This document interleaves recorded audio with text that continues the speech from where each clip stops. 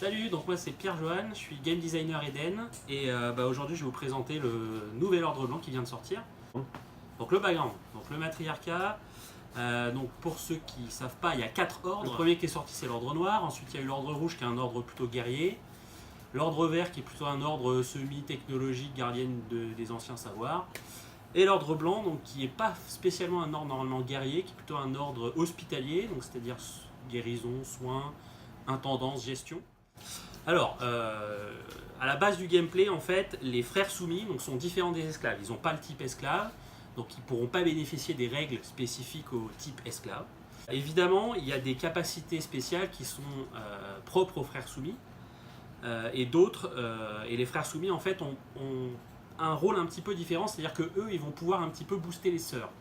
Contrairement aux esclaves, en général, qui étaient soit boostés par les sœurs elles-mêmes, soit qui étaient utilisés par les sœurs pour faire d'autres choses. Au niveau des sœurs de l'ordre blanc, elles sont mixables avec toutes les autres sœurs de tous les autres ordres, comme d'ailleurs pour l'ordre noir, l'ordre rouge et l'ordre vert, ça il n'y a pas de problème.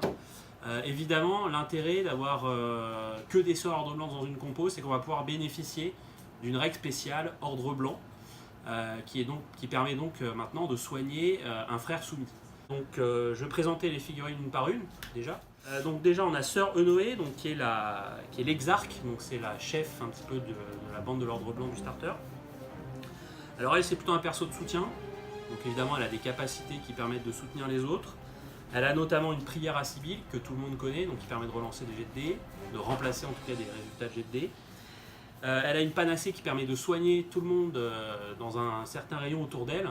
Donc ça c'est super intéressant évidemment avec la plupart des figurines, mais il y a certaines figurines, notamment un esclave qui est l'homme Souffrance, qui pourrait bénéficier grandement de cette capacité. La deuxième sœur, donc, qui est sœur Drusilla, donc, qui est une sœur qui est plutôt tank, c'est-à-dire elle a 5 de vie, hein, tout simplement. Et donc elle peut également booster les autres sœurs pas très loin d'elle, en tout cas pour leur permettre de relancer des jets de dés. Donc voilà, on voit déjà un petit peu le gameplay, soin, relance, etc. qui est un peu plus effectivement dans le contrôle que les autres ordres. On va avoir Sécutor, donc qui est le frère soumis numéro 1.